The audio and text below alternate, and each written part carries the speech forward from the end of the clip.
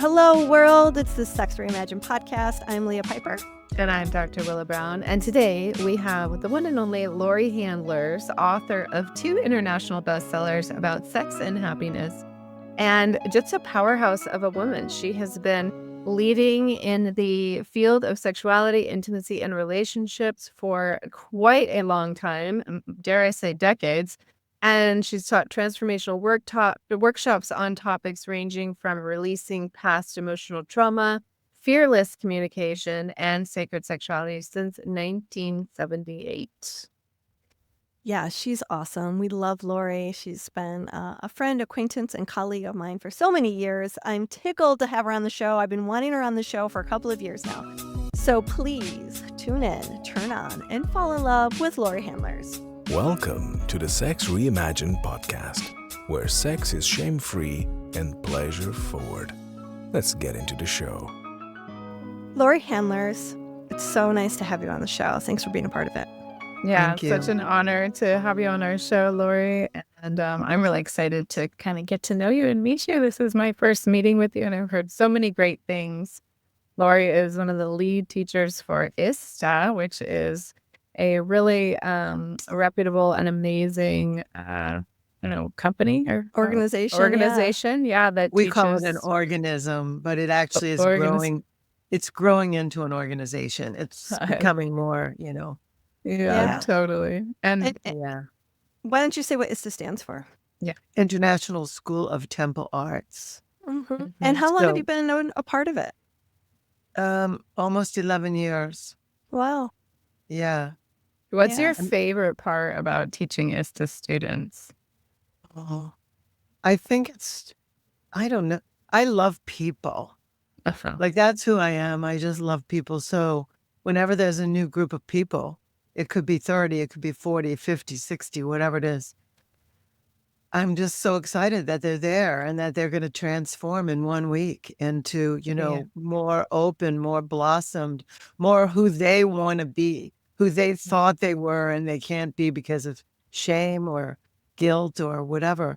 I get so excited that I get to see them, blossom before my very eyes. Yeah, so ISTA is a super transformational, for those of you unfamiliar, very transformational Tantra teacher training, basically, where you get to blow out the old limiting beliefs, the old shame, the old doubt, the old sexual traumas, all the even, emotional traumas, let all that stuff go and actually give yourself permission and be in a soup of permission to really be all that you came to this planet to be, which I think so many people on the planet are really just craving and wanting in their lives, and there's not a lot of permission for it. So I don't think you guys are teacher training, though. No, it's not teacher training. Okay. I want to make a correction there. I have a teacher training program, but it's not ISTA.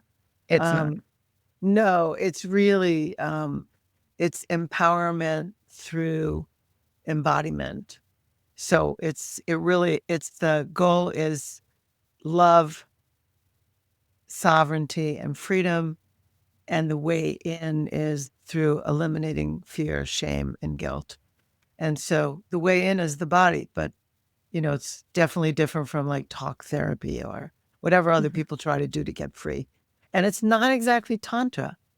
I had a Tantra school before I was part of ISTA. And so that was more about breath, sound, and movement and breathing techniques and yantras and mantras and all that. Leah knows all that stuff. And, I even attended a class that she taught. So it's about that. And this has more, I don't know, it has modern psychology mixed in and pretty radical practices, lots of stuff on boundaries and consent. And what are our desires? Most people have, if I ask people, what do they want? They usually know what they don't want. Right. But they don't know how to say, I want to interact with you like this. I want this with you for this 10 minutes or this hour. They're like, duh. Yeah. Would you say that's true of both men and women? It's good that you asked that. There's a discrepancy. I think most women don't say what they want because they were taught not to. Like they were taught that in sex, we'll say. I think they were taught not to because they are afraid of being slut shamed. So they just go, well, I don't know. What I used to do, I don't know, try something. Let's see. Yeah, And that was my pet answer. It's Try something. I'll tell you if I like it. That was like, Exactly. it's all I had access to. I really Mhm. didn't even you. have the language or the bravery to come up with the language. It felt like it took forever Exactly. to figure that out. Exactly. And for men, I feel like men, well, there's two things. Like women need to feel connected to have sex, and men need to have sex to feel connected. Right. So, Mhm. so men want to have sex or at least touch, and they don't have vocabulary for saying that. They just kind of want to go along with what feels right to the woman so that they can score. They can get, good feelings about it. And so men kind of take the cue. I think that the feminine informs the masculine. So if the female is like, duh, the man just is like trying moves. It's like flying blind. We've been flying blind for years trying to connect with each other. And there's no, so ISTA gives people a kind of roadmap. If I meet up with you, here's what I might want. And we have this whole safer sex conversation. So tell us about that. What's the safer sex conversation? Okay, That's not so something we've really covered. Really? So we Yeah. have it. Okay, so we use different ISTA leads use different acronyms, but I use this one, and many of us do. RBDSM. So people have heard what BDSM is. So they know what that, this isn't BDSM, but they know those initials. So we put an R in front of it. And It's I easy to put remember. I put a T at the end. And now I heard people are putting a V at the end. So the expanded one would be RBDSMTV. Okay. So R is relationship status, or like, where are you at? What's your sexual preference? Are you in a relationship? If I interacted with you, who else would need to know? Who would have to be informed? This is who I'm relating to. This is, I'm solo. I'm single. I'm married. I'm solo poly. I'm mono. I'm whatever I am. Yeah. And so that's R, the whole thing about relationships and who would need to be informed that we interacted. B, what are my boundaries? By the way, you don't have to do it in this order, but this is the way you remember it. Mhm. Boundaries. I have a boundary, like I would hold hands with you. I might rub bodies, but fully clothed and no penetrative sex. I want to have penetrative sex with you, but no anal, like whatever the boundaries are. Yeah. Boundaries, right. RBD. D is desires. What are my desires with you? I desire to kiss you. I desire to press against you, but I don't desire anything more for our first meeting, whatever Time my together. desires are. Yeah. RBDS. S, sexual history, sexual health. I was tested on these dates for these things, and my tests came out clear or positive. We don't say I'm clean, because then otherwise it refers to dirty. And we don't say whatever could make somebody feel really bad. We don't say that. We just say my tests were clear. Yeah. Or my tests weren't clear. I tested positive for herpes, but this. So whatever that is. Also in that could be my pregnancy prevention. What would I do if I was with you and I got pregnant? All the Okay. safe sex aspects. Yeah, all the that's sex. great. Mhm. And what does it mean if I were to have sex with you or interact with you? Is it a one-night stand? Would you want to interact with me if I didn't want to see you again? Am I looking for actually a husband potential? And I'm thinking you could be. Would I dare to say that? I actually did, and I'm married to my husband now. But I'm just because we've had this conversation. Did you have it the first time? First time I said to him, I am looking for somebody. I said, I have lovers in other parts of the world. Yeah. But I'm looking for somebody who, when I come home to Phoenix, Arizona, who is there for me, somebody who I can count on to see me and be with me when I'm home. And when it was his chance to say he said, I want the same thing. And my heart almost jumped out of my body. Like I Oh, I thought, got the chills. That's so So yummy. M is marriage? No, M is meaning. Meaning. what would it Okay. mean if I Yeah. connected Okay, with you? okay. And he Gotcha. said, I want the same thing. And I was like, oh, and we just, and then I didn't have T, but then I put T in later. I added T. T means trauma response. So if I was having sex with you and you are likely to have a trauma response, you know this about yourself. What should I do if you dissociate, or if you Get start scared. cowering, or if you fawn, or you freeze? I don't want to know all your traumas. It's way too soon for me to know that. But I want to know, if I'm with you, what should I do practically? Should I hold your hand? Should I throw water on you? Should I Right. cover you with a heavy blanket? What should I do if you have a trauma response? Mhm. And then 2 days ago, I was on Zoom with one of my co-leads, Araminta Barbour, and she said, I added V. And I said, what's V? And she said, V is for some people don't want to interact with people who are vaccinated. Oh, Really? wow. I It's said, true. she Many said, people have you don't. noticed that in your trainings? And I said, yes, absolutely. I said, Wow. I had a have woman who did not. not want to be in a puja. I'll say Don't what a even want to puja be in is. a puja. Doesn't want to be interacting in a touch puja Wow. with anyone that has Who's been been vaxxed. vaxxed. So I said, amazing. I said, I'm I'm like, adding take my jaw up V. off the ground. Well, I know a I lot of said- people who don't want to have intercourse with people who've been vaccinated. I'm Exactly. feeling really sad about hearing this. Yeah. I don't want to be. I'm resisting the urge to be judgmental, but I feel sad for the lack of connection as a result of feeling that way. I respect it, and I feel sad. Yeah.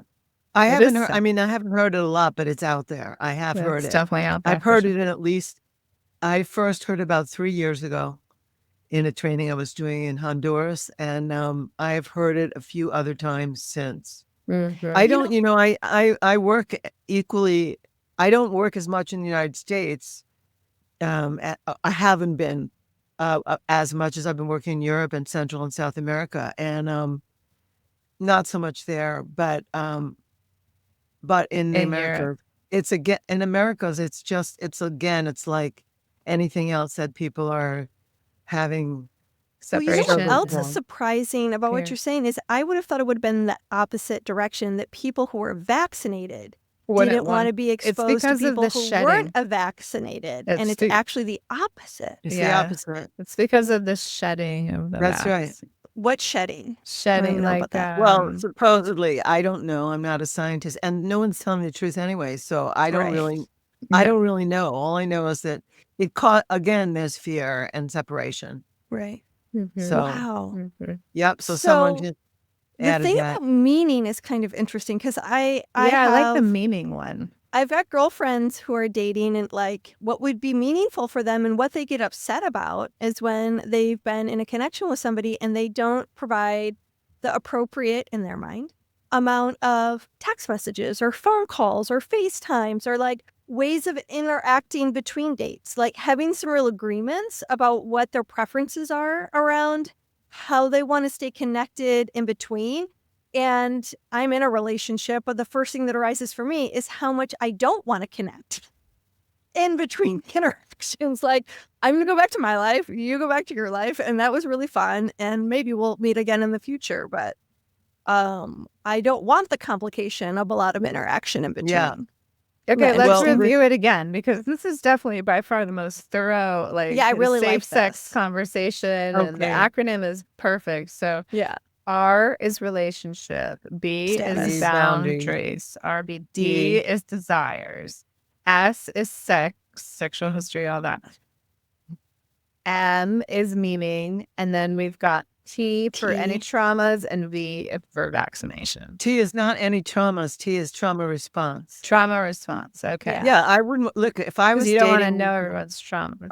If I had a date with you for the first time, I don't You- want to know you that don't need if to know all 5 this that. happened, 7 this happened, Right, 12. right, I don't want to know all that until I do want to know it. right. Yeah. But I do want to know if I'm with you, what should I do? What should they do? And I added that because that happened to me. I was with wonder someone- if some people might not know how to respond to that. Like, I don't They know. just They say blame that they don't now. know. Yeah, they just say that. But that happened to me. I was with somebody before I met Michael. I was with somebody and I dated him for about 3 months. And then I decided that was enough time. We would have sex and we came back to my house. And when he got undressed, his voice changed. Like he was Oh. a different character. And I went, uh-oh, who are you? And he said, and I went, oh no, get your clothes on. Let's have a cup of tea. Oh. That's what I did.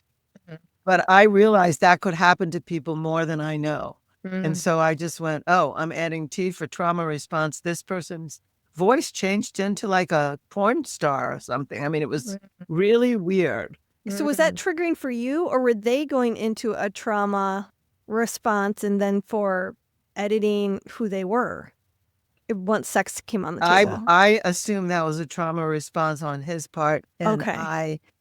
I just was like, Alarm I bells. said to myself, okay, what should I do here? I'm not having sex with this guy. So I just went and, I thought I knew him, but he was different all of a sudden. All of a sudden. And I just said, let's get a cup of tea. We got into my kitchen and we sat and had a cup of tea. And I basically said, I can't date you. But you could be my client. Okay. Yeah. So you didn't ask him what was happening for him in that moment I that did. He caused his said voice? he didn't know. And I just went, Oh. this doesn't work for me.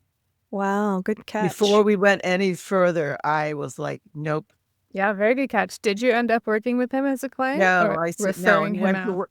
He worked with a dear friend of mine in New York. Okay, yeah. You probably know her, Leah. Teeny Teeny Dakini. Dakeen. Yeah. Shout And out I to Teeny. referred him to her. Right, Yeah. right. Cool. Yeah. Wow, that's a really great system. So tell us, Laurie, I'm curious about you finding this husband, this amazing, incredible man, like later in life. Or like, tell us a little bit about your whole Yeah. journey with Yeah, the, what the secrets do you temple know? arts and like coming to this point in your life where you've got this amazing Yeah. connection. Well, I mean, I was still out there single. I hadn't ever been married until now.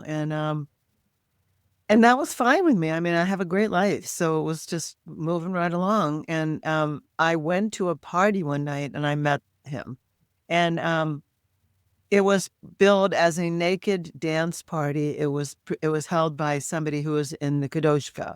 So that's very big here in Arizona. So I went to this party and he was at this party and we met at the wine bar, which is like the kitchen counter, but where the wine was. And we started talking about red wines. I like this, try this, whatever. And then we walked away from each other. There was absolutely no connection or attraction, nothing. No chemistry. No.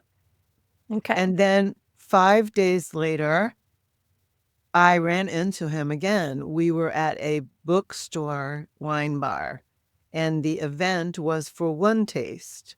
Okay. So the people who were coming from, I don't know where they were from, but they were sent to meet me in Phoenix, and I would help them establish one taste in Arizona.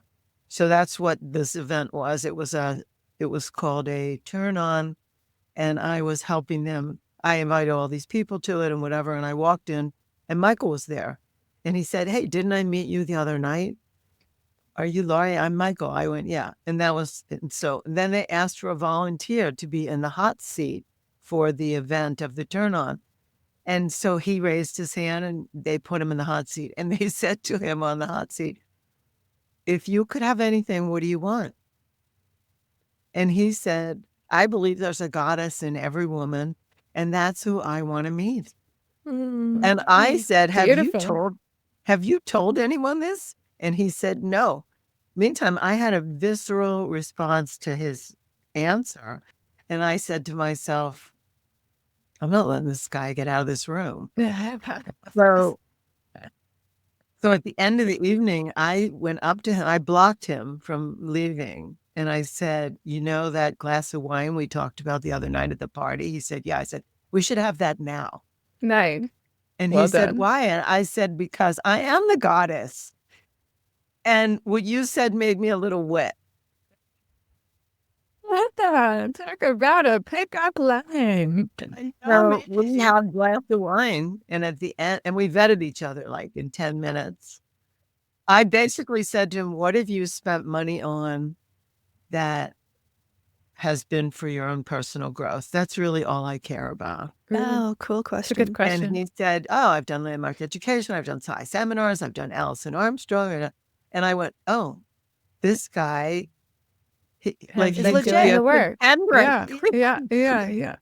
So he said, should we date? And I said, but I have to tell you this. He said, should we date? And I said, yes. And I come with a Surgeon General's warning.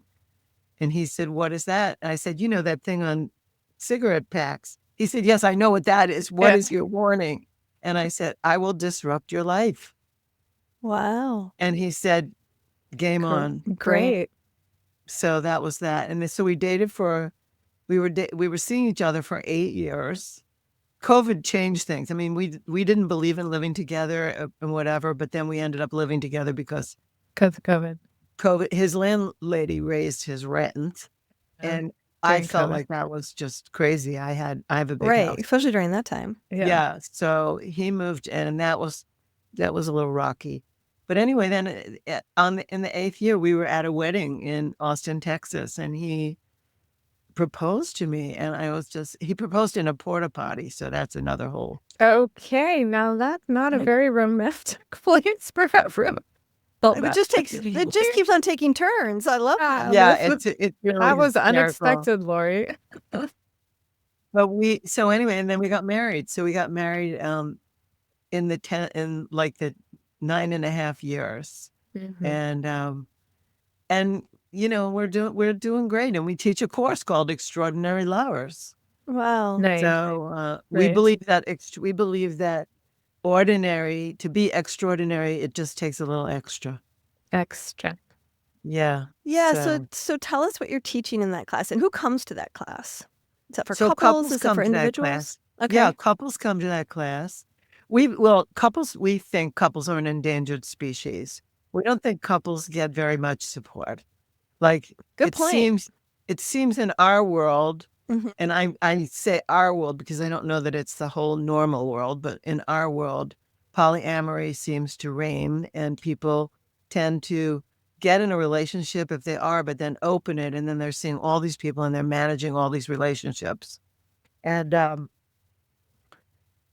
okay, I don't know how much support there is for that even, but I know that it takes 2 and 2 and 2 and 2. You could be a 2 with a few different people, but it's still 2 Yeah. when you're connecting, and there's nothing that supports it.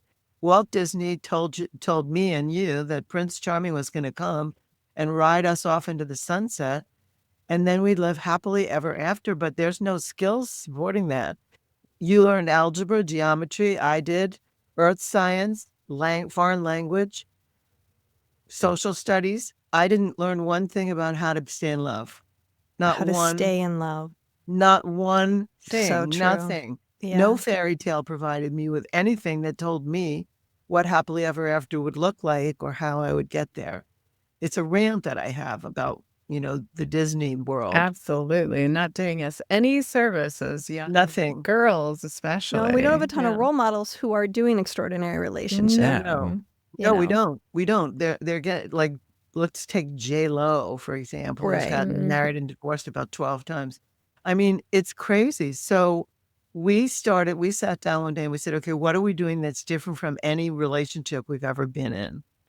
That's fine. And we started noting it Unpacking. down. And so couples come who are in a kind of range, who are newish and want to get started on the right foot, not like there's a right and wrong, but like Want to lay down a good powerful- foundation. Yeah. in a powerful way. Yeah. Mhm. Couples come who love each other and cannot stop arguing. Uh-huh. They just love each other, but there's some value clash that they just keep arguing about. Right now, we're working with a couple who politically, she voted for Harris, he voted for Trump, and they Those can't are even. challenging relationships. Huge That's my challenge. parents. I'm sure that's Many. very. Yeah. It's big. It's widespread. Yeah. And then, so they can't stop arguing, but they adore each other. Like I also know a couple who they keep score, like they keep scoring each other. Like, Yes. anyway, then there's couples who have been together for a while. We've had couples who have been together 50 years, 40 years, 30 years, 20 years. They adore each other, but they've lost their spark. It's neutralized. There's no polarity left. And so they're best friends. They're never going to leave each other, but they're just like, they're not having sex. Yeah, they're not having sex, or if they are, it's like routine. It's boring. Right. There was in 2004, there was an article on the cover of Newsweek, and it was called, and it showed one person with the remote and the other person in the bed with the computer laptop, and they called them DINs, double income, no sex. Wow. Couples. Yeah. And I said, oh my God, my work has to combat DINs. Like Wow. I probably still have it in my file cabinet. Yeah. Like I went, oh my God, this is so sad. So those people come, and they all, they're all together in a class, all three categories, and there's probably more. But those are basically who come to us, couples who want to like have a different trajectory. And then what are some of the like important, very crucial things that they learn that turn things around for them? Maybe just like one or two. Yeah, we teach a ritual, and it's a ritualistic form of communication. Like, how can I say anything to you and there not be retribution later on if I said, and also that's just like when like there isn't, you can't, there's no in this counterattack. ritual, in this ritual, one person gets to say the thing, and only one thing. Oh, one thing at a time. Yeah. Yeah, and the other person doesn't retaliate. The other person gets to acknowledge and listen to it deeply, and then ask questions and clarify how to. So it's like, but it's got a ritual format to it. I love that. So that's one of the things. What is it that you'd use to ritualize it? What ritualizes that kind of conversation? Oh, we put it in a bubble. Okay. And it has a format. It has a format of how it goes. And so there isn't arguing. And I always say to people, do you want to argue? Do you want to keep arguing and be right? Or do you want to be in love? Right. Yeah. So, so that's one thing that we teach. We also teach, we teach touch, because the same thing, I feel like what we said before, Leah, what you said about, you just said, try something. I might like. So we teach touch, because it's funny. When I first met Michael, I said to him, where did you learn to touch? I said, I'm in the Tantra world already 20 years. No one's ever touched me the way you touch me. Wow. He said, well, after I got divorced, he said, I Googled it. He said, I didn't know how I was going to get with a woman again. Right. He said, I didn't know what I was going to do. I could get them, but then I didn't know what to do with them. What to do with them? How do I keep them? Yeah. How do I make them feel good? Yeah. So there's some touch aspects that bring it to the conscious awareness, like touch like this. Yeah. It's not just breath, sound, and movement. Like, it's really like consciously touched this way. Yeah. Right. Well, like, I know for me, I needed examples to try. If it was just left up to my imagination, I didn't really have a lot to draw on. And so to be able to have some methods to try so that I could feel, where I also had a job to do. I had to pay attention. I had to be present. I had to track sensation. I had to see what else fired.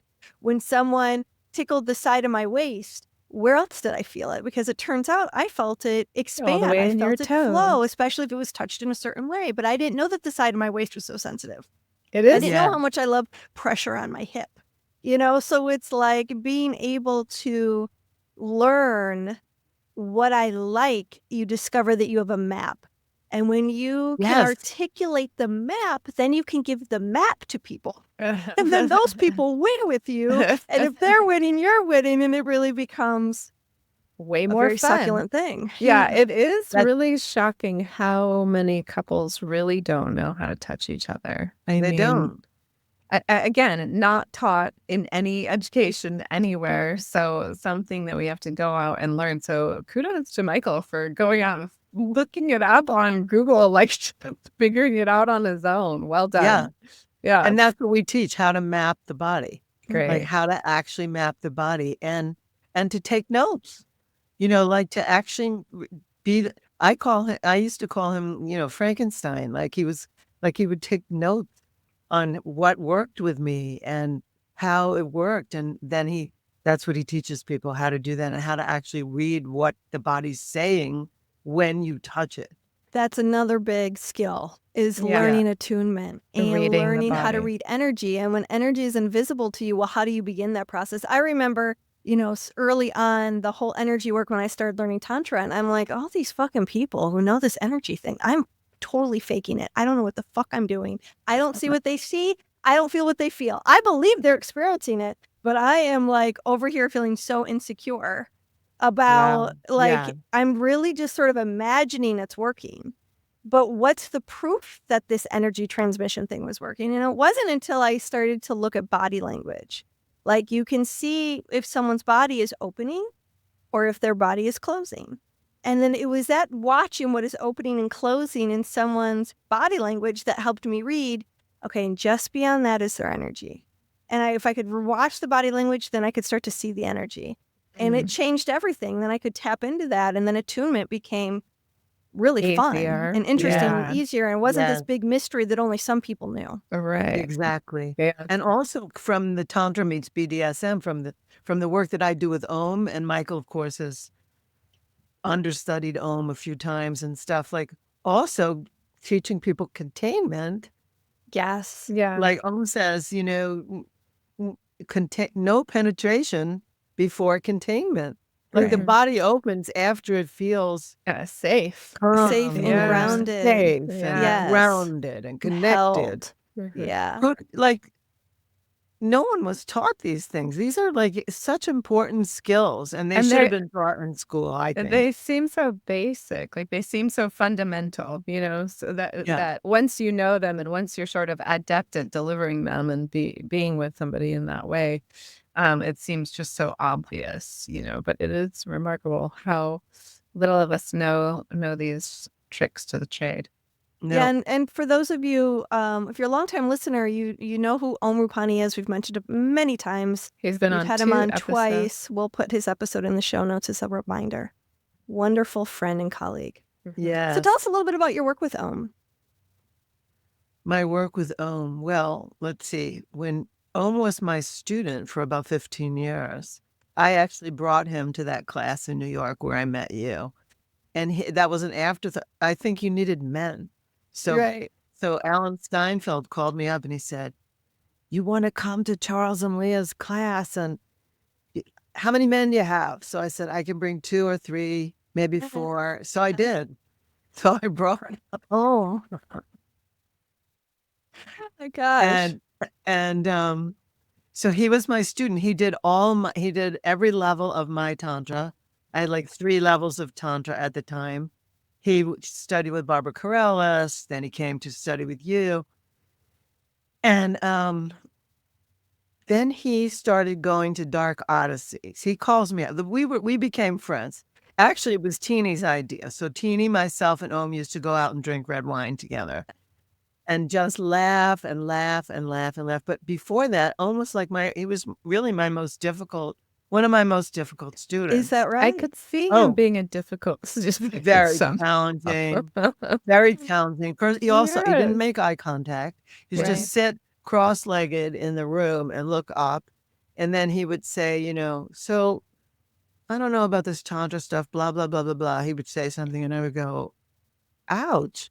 Like, what is it you want here? What are you asking? And he would, Pontificate? Yeah, no, yeah, sometimes, and sometimes he would just like keep going and asking this this absurd, like Like off crazy topic? question, unanswerable. And I would say to Unanswerable. him, I don't know what you're doing, what you're asking for here. I'm just moving on. Mhm. Like I wouldn't even. But then we became friends, and I saw where all of it was coming from. Like when we got close, we've been. I mean, he gave me away at my wedding. Like he's like really You're close. one of my Close. besties. Yeah. He goes to Dark Odyssey and he calls me up and he says, I'm starting to get into kink. And I'm like, yeah, you're crazy. Like, and I have it. I have to say, my come from was I had it that people who were into kink didn't feel. And so they needed strong Heavy-handed. sensation Yeah. in order to Feel their interrupt body. numbness or this is the story that I made up. Right. So he calls me and I go, yeah, I think you're crazy, but whatever. Then one day he calls me I moved to Arizona. I leave New York. I moved to Arizona. And he calls me, goes, I think you should come to New York. And he talks New York and have a session with me. And I said, why? And he says, because I can show you how you and your eye gazing, making people feel bliss with eye gazing. I can show you how to have bliss with spanking. Challenge accepted. And So I you go, said, I'll well, book a flight. I'll be right there. I go, well, I'm going to come into the New Life Expo, next month. So I'll come a couple of days early and I'll take you up on it. So I go to New York. I have a session with him. Now, mind you, he's my orgasmic meditation partner. Mhm. So for years, we've been doing oming practice together. He's literally the only person that I ever really omed with. I had a few other experiences, but he's the only person I trusted with my body who Yeah. respected me. Like I wasn't going to just like lay down at one taste and own with anybody. Mhm. So I get to his place. It's the morning. He says to me, okay, let's have our session. You could take a shower. I'm going to take a shower. So then I come out and he blindfolds me and he ties me up to this ring that he has like a 1-room apartment in New York, he and Jennifer. And he has this ring hanging from the ceiling. And then they have like this loft bed thing that he built. And I'm on the couch, on this sleeper couch. So I'm tied up to this thing in this one room and blindfolded. And he whispers in my ear, I'm not going to hurt you. And so, okay, I relax. And then he gives me sensation play. And it was hot. It was good. It was wonderful. And then afterwards, he said to me, do you want to ohm? So I said, yes. So we ohmed, which for people who don't know what that is, orgasmic meditation is touching a woman in a particular way it doesn't necessarily bring about orgasm. It can or not. It's to feel sensation. At your clitoris. On the To head of your clitoris. clitoris. Yeah. And so we ohm. And then I say to him, okay, I got to go to the New Life Expo. I got to get dressed. So I get up, I get in a cab and I go uptown. And my best friend calls me and says, how was your session with Om? And I go, well, let's just say that my ass is really sitting in this taxi cab seat. I am so grounded. Wow. Like I'm just feeling so much sensation in my body. I'm feeling great. And she says, you think you might want to incorporate it into the I said, it's just too soon to tell. Right. Yeah. I've only had one experience. Yeah. And so then Om calls me, I don't know, a few weeks later, and he says, I think we should teach together. He's okay, come to Phoenix and we'll try something with the people that I know here. Yeah. So that's where it got born. It got Okay. born like in my Tantra room. And this is this is the Tantra meets BDSM course? Yeah. Yeah. Did he start you out with containment with that first session? No, that was long before. That's much later. This is a later development. Okay. I mean, this course has progressed. Right. I'm trying to think. I knew Michael at the time, so it's got to be about maybe around 10, 11 years ago Mm-hmm. when we started playing with the idea and the notion of it. And then it came into fruition before my very eyes in my home. And then we took it to New York and we took it to Montreal. Those were the first couple of places. And it wasn't what it is now. Then COVID happened and we did it online. We did level 1 online and then we did a level 2 online. Oh, wow. And that was interesting because people said that they liked it because they could close their screen on Zoom Oh, and could do really kinky things with each other that they might not do in front of other people. That's like in a great. classroom setting. Yeah. But now it's we're not doing it in the US anymore because we feel like it's too politically incorrect. Oh, wow, really? Yeah, it's way too chargy for Us Americans? yeah, for social justice warrior types. You're right. Wow. It's very chargy and I mean there's a lot of people that just couldn't handle it and shouldn't handle it. And Yeah. Yeah, and who would you say is good for this type of course and who isn't? What you already have under your belt before you walk into the classroom, I guess is the you should answer. you should know the RBDSMT conversation we just had. You should know that Yeah. inside and out. You should be Okay. able to just articulate that You should on have a answers for street those. corner. Yeah. Yeah, you should know who you are. Mhm. And you should know that you're going to be exploring your edges and along with other people's edges, and that you're probably not in the norm. Although kinky clothing is very fashionable now and collars and things that is not the practice. And yeah, it's not for the frail at heart. I Yeah. feel like you should have some tantra.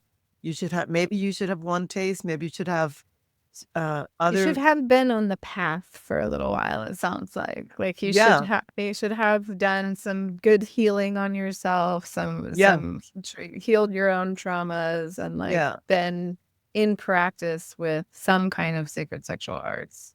I think even beyond that is you should have the ability to take responsibility for yourself. Oh, wait, To hold on. It's not going to sound here, but I'm ringing my bell anyway for that.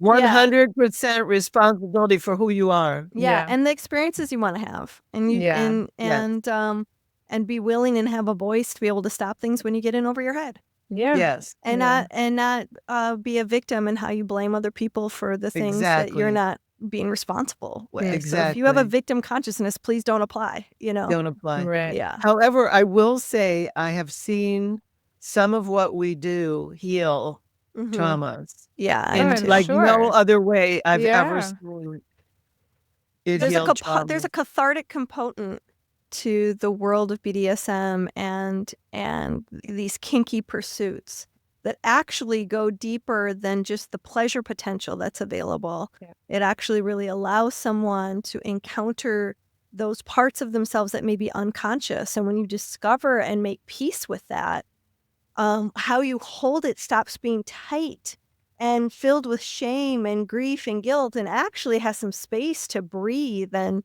there's something really, I don't know, I would elevate it to a holy experience when you kind of come to terms with this thing that you might have judged. And when you bring it out and explore it and see you don't have to judge it, there's even a safe place to pursue it. Fucking liberation. Yeah, Yes, it's pretty totally. intriguing. I think if you have interest in psychology, interest in people, interest in healing, Yeah. then you would have some interest in this, even if you weren't like in the sexuality.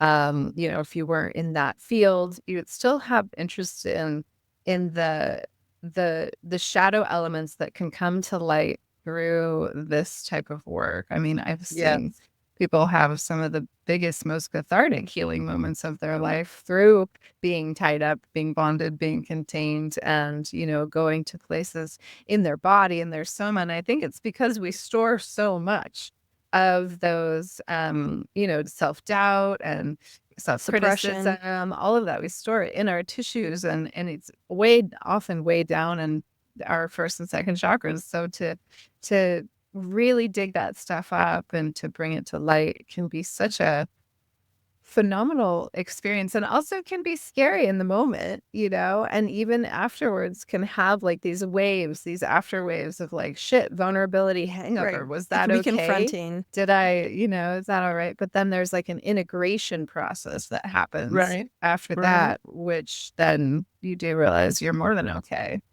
Have either of you seen Baby Girl yet with Nicole Kidman? Just But I came want to out. watch it. Yeah. Matt heard and I about just it. went and saw it the other night, and it's really good. I'm like, Dominatrix's work is going to go up after this After the movie. Yeah. because they did a great job of normalizing these So hidden good. desires that we are afraid, that we're ashamed of, and so she's married for 20 plus years, 2 teenage daughters. She's the CEO. She's this brilliant mind, and she's starving.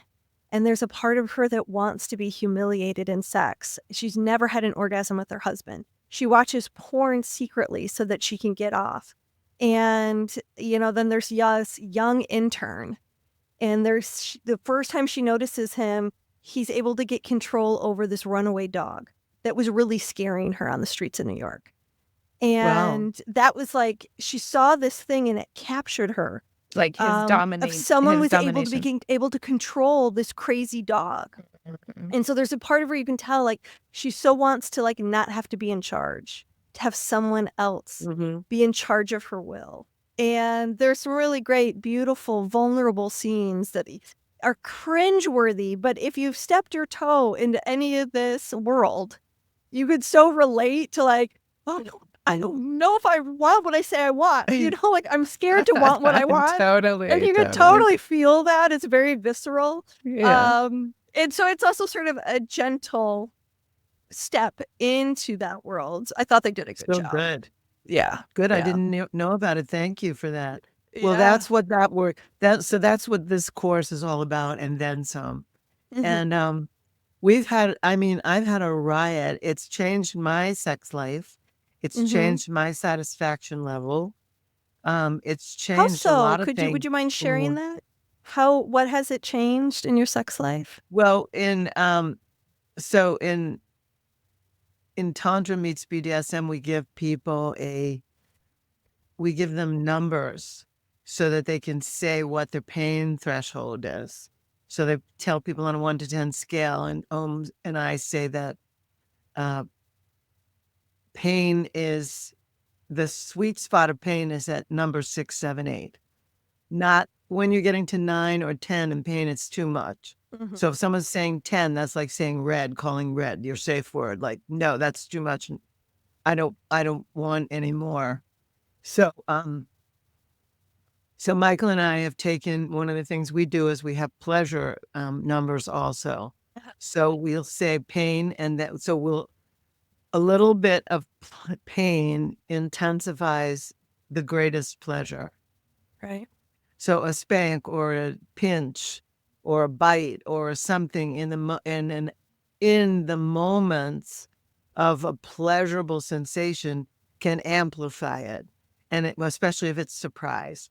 So we have augmented it in the couples work to say pain numbers and pleasure numbers. So here's, for example, like if a man is learning ejaculation choice, then if he's with his partner and his partner knows what number he's at, like if he's at a 6, that would probably be a time to maintain.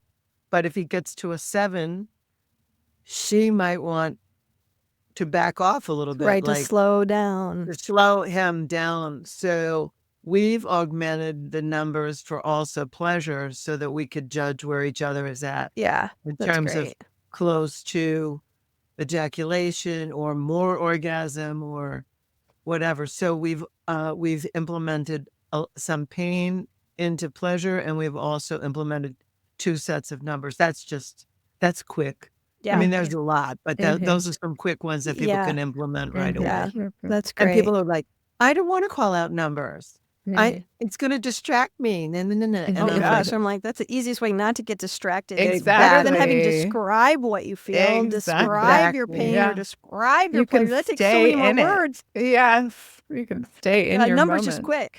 It's easy to Yeah. identify and spit out, and doesn't take as much of the left hemisphere of the brain, which has to make up language. Right. So that your Exactly. likelihood of you staying in the right hemisphere of the brain, which is where all the feeling is happening, is greater when you have just a number to Right. articulate. Yeah. Yeah, same thing about the safer sex conversation. People go, oh, that's going to rob my spontaneity. Well, believe me, this is the new, like the safer sex conversation is the new hot. It's the seduction.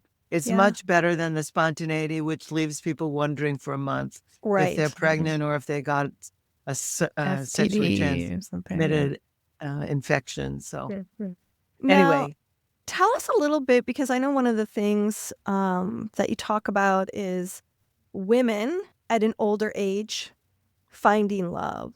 And there's so many women in my orbit who are frustrated with being single.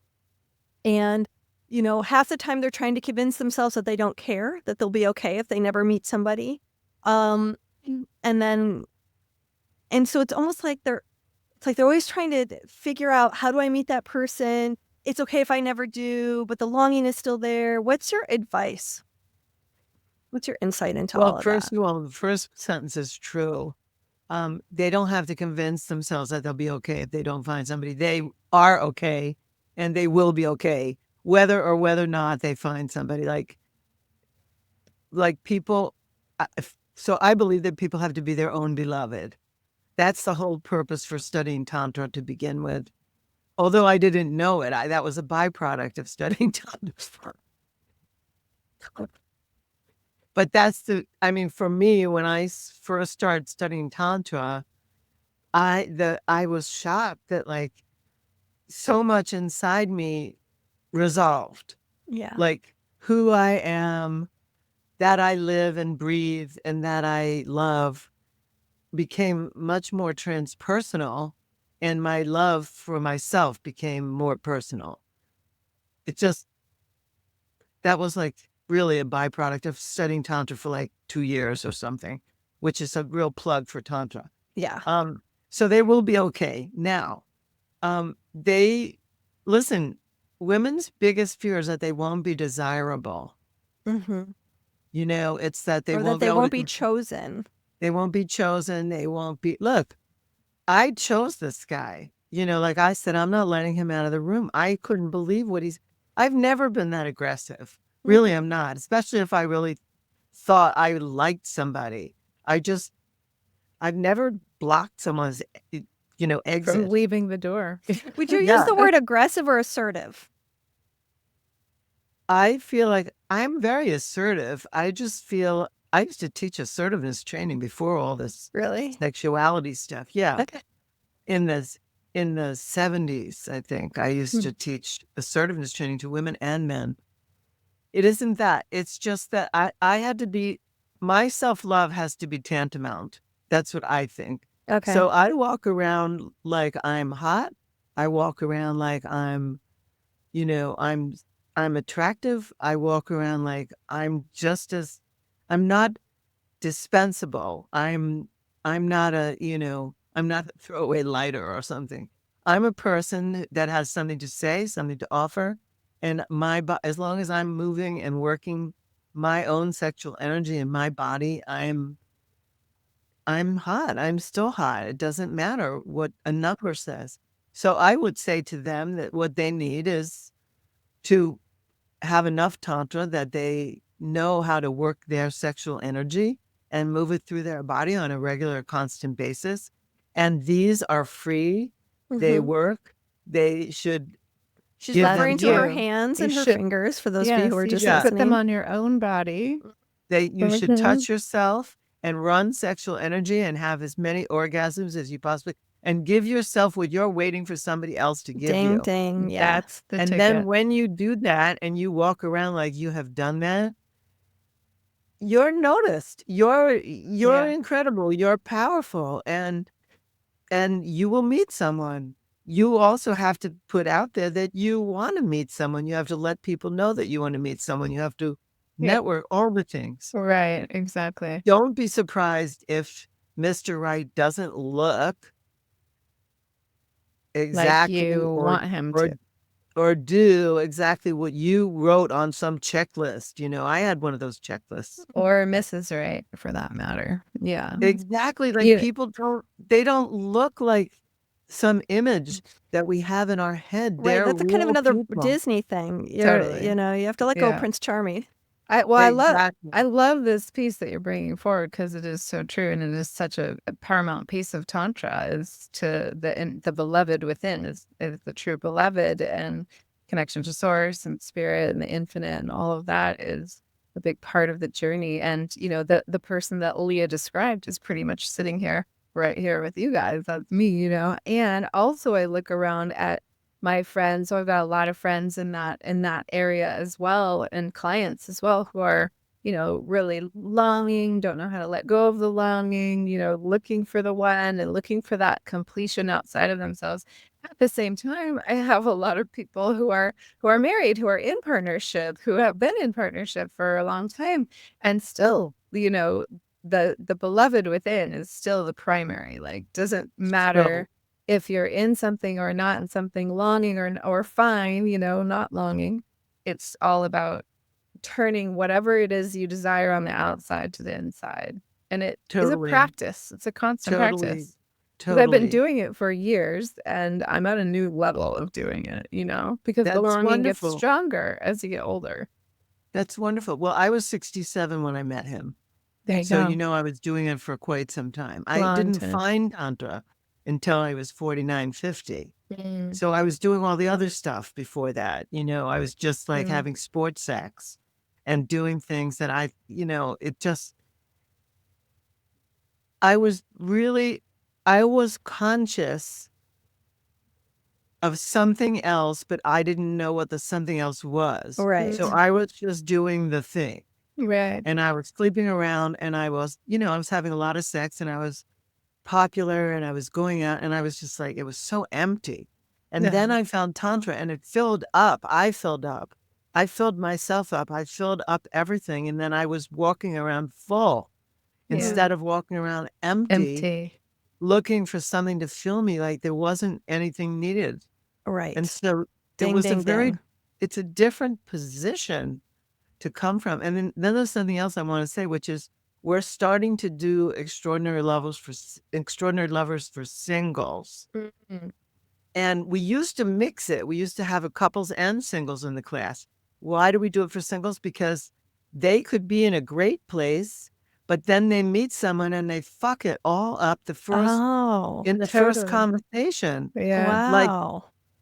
So we're doing it for singles so that they know how to have those practices. Exactly, just like Tantra. Ding, They're ding, ding. practices of how to be when you meet someone. Yeah. I don't know if you know this. I used to work at Landmark Education. So I used to like sell. I was the enrollment manager, the top enrollment manager in the world. Wow. So I used to sell the Landmark Forum. And I had a small center. I was in Washington, D.C., but my statistics were better than New York, Tokyo, London, you know, whatever. So I used to tell the people that ran those guest nights, don't act weird with people. Just love them right where they are. Yeah. And then they registered to do the Landmark Forum. So to me, it's the same thing. Enrollment is enrollment. Right. If I meet somebody and I screw it up in my first conversation with them or 10 conversations down the road because you're acting inauthentic or something. Yeah. I'm too inauthentic. I'm too whatever. Yeah. Don't act weird with people. Rule number 1. Keep it simple. Don't be a weirdo the first time you have a conversation. Don't pretend, you know, one of my biggest things that's been watched on Instagram, one of my biggest reels that's been watched is where they say, what would you say to somebody? What advice would you give to somebody? And I say, be self. Right. Like, be who you truly are. Don't give somebody a taste of something that you can follow fulfill through on. You're right. Right. Good advice. So, Gold. So tell us about your book. oh yeah, I have two. They're both named the same thing, Sex and Happiness, but they're two different versions. So Sex and Happiness #1 is the Tantric Laws of Intimacy. And Okay. everything we're saying right now that we just talked about is in that book. Please yourself, Mhm. you know, be real, be authentic, honor your anger, express yourself, be content with yourself. When you meet someone, they're a mirror. Who do you want to mirror you the most of the time? That's who you choose to be with. Anyway, so it was, it's a bestseller, and it's all about Tantra, but I demystified it. Like, I don't use lots of Sanskrit words in there. There's no Mahamudra and, whatever. I don't name the chakras in Sanskrit. I just made it for like standard American audiences to be able to decode and demystify Tantra. Okay. So that's what the first book is about. It's 10 laws, very easy laws to live by. And the second book is Sex and Happiness. It Gets Better with Age. I love that Oh, subtitle. that's a great title. Yeah. And that's all new laws except one. It's 7 laws, and boundaries is in both books. So when you're younger and you need boundaries about saying no or yes to sex or sexual practices or whatever, when you're older, you need boundaries about people trying to get your money. Oh. There's a scam a day that comes across my phone, text, or my emails, or somebody trying to get people take advantage of older people because they don't have the same kind of discernment there. So you need boundaries, not only about your body, but also boundaries about money.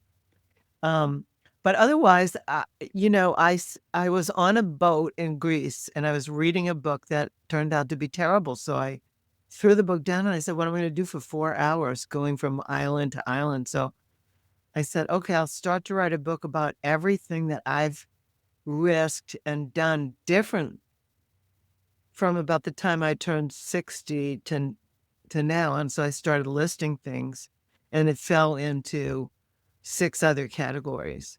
So things like break your routines, shake things up. Mm-hmm. When people age, they get into these routines and they think that's safety, and they feel good about it, and they're worried about their memory. So they just get routinized, and that ages you. Mhm. Actually trying new things, risking new things, having new adventures. That keeps keeps you you young. young. Yeah. So that's an example of it. That's in the Trying book. Yeah, all We'll, of Okay. these new we'll have laws links, for living. and we'll have links to the book in the show notes. So pay attention to that. And then you have a free gift for our audience: Master Your Boundaries workbook. Yeah, see, I'm big on boundaries. If I Yeah. have 2 chapters, On boundaries. Why? Okay, they say we teach the best what we need to learn, right? Mhm. Yeah. Oh, okay. Who needed to learn You boundaries? needed to learn boundaries. Whoa, Well, who who? doesn't need to learn boundaries? I mean, I had no idea what boundaries were, because boundaries didn't occur in my household growing up at all. My parents just barged into my room whenever they wanted. Sure. They just talked over people. I mean, it was so I did the same things. So I had to Right. learn boundaries. Beautiful. So Mastery of Boundaries workbook is a free workbook for anybody who isn't sure what their boundaries are or why they should have boundaries. Some people think they need to be angry to assert a boundary, and you don't, although often people are, because most of us Stepped on. discover our boundaries once they're trespassed, Mm-hmm. and we get angry, but you don't have to be angry to have them. You can just have boundaries. Yeah. So it's a workbook. If they go to my website, lauriehandlers.com, they can just find the link right there and I can give you a direct link. They can click on it, and Yep. they can get a free workbook on whatever they need to learn about setting boundaries. They don't need to be justified. They don't need to be, there doesn't have to be this big emotional buildup. Just saying no is a complete sentence. yeah. So We'll have that link in the show notes too, everybody. that's great. Thank you, Laurie, so much for being here. It's such a delight. Yeah, such a You are pleasure. welcome. Yeah. It's been my pleasure. I really enjoyed this so much. I enjoyed all the topics we covered, and I enjoyed both of you a lot. Thank you. Yeah, big So hug. great. We'll have to have you All back right. on soon. All right, Thank you. everybody. We have the dish up next, so do not go away. We'll be right back. Now, our favorite part, the dish. That was so fun. I adore Laurie's Laurie. a gem. What a wonderful Yeah. woman. And I just Yeah. love how devoted to the path she's been for so long, and, her faith and her trust and in the process that it is. It's really cool to witness someone. God. I met her when I was just a Tantra puppy. I'll never forget it. It was like 2007 or 8 or something like that. And we were teaching in New York for the first time. And we went to the expos that she was talking about and had a booth. And we're selling products and handing out flyers for the New York event. And her and I, our booths were right next to each other. So we got to talking. And she was selling these really cool things that she was importing from India of these like petite cloths. And they were that you put on the wall. They weren't like the size of a tapestry. I would say like an 8 of a size of a tapestry. And they would be Kama Sutra lovemaking positions.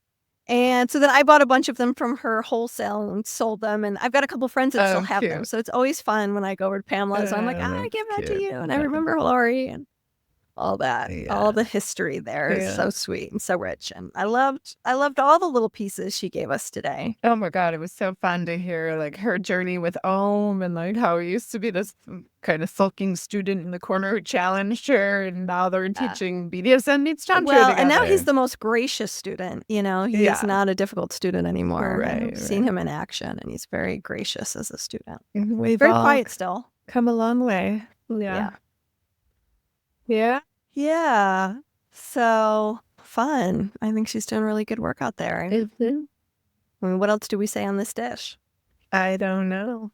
I want to dish her up, It's like, I think it'd be fun to actually go to her Extraordinary Lovers class. And it's always fun to see what people are doing, the waves and the breakthroughs they're creating around communication that are helping people get closer in their relationships. I think especially in longer term relationships, it's just so easy to get humdrum, the daily stuff, to forget to have deep conversations, and where all you ever talk about is what's for dinner and who picked up the dry cleaning and how was your day, but you're not really diving deep into who you really are. And because we just kind of take for granted that person is who we know them to be, but we are always changing. And just because we see each other day to day, we might miss some of those changes because we just keep people in a static position of this is who I know you to be. Right.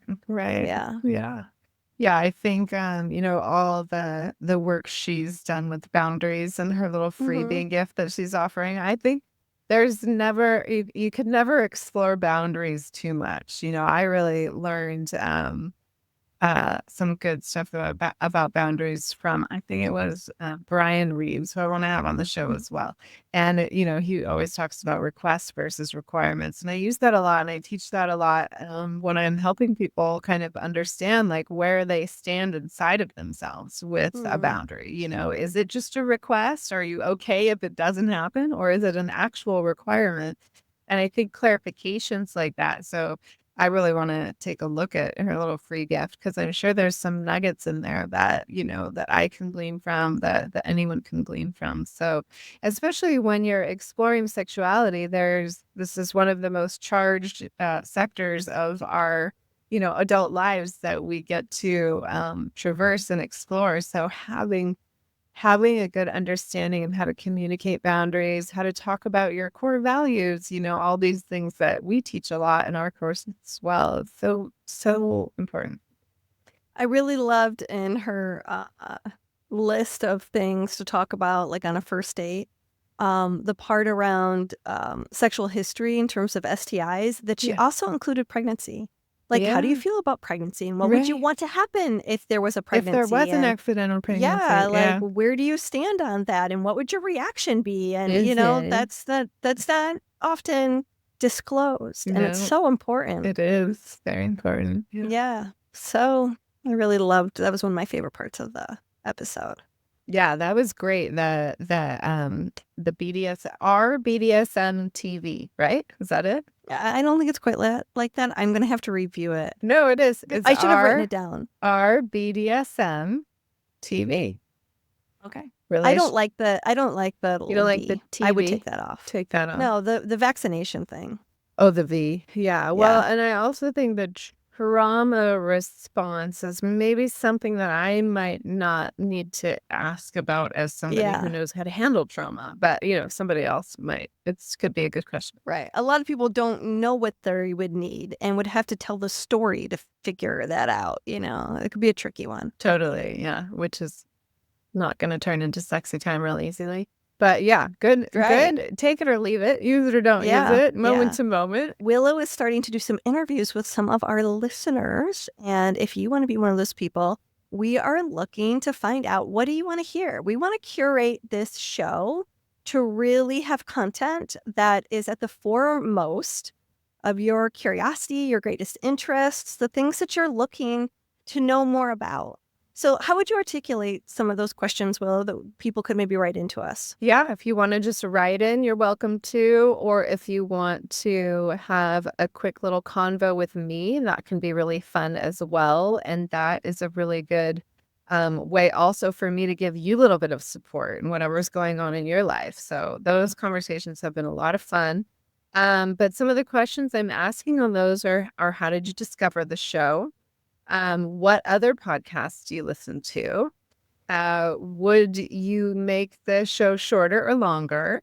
And tell me about a friend or family member who would love this show.